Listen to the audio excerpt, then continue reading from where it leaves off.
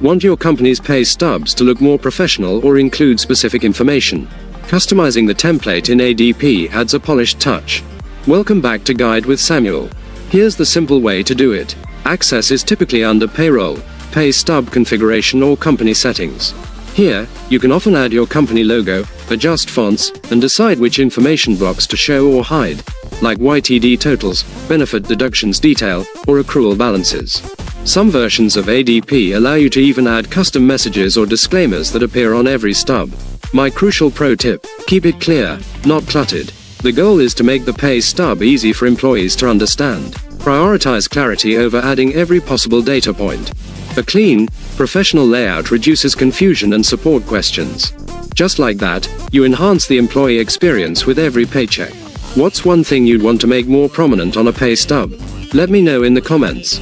For more tips on professionalizing your business tools, subscribe to the channel. Thanks for watching. I'm Samuel, and I'll see you in the next video.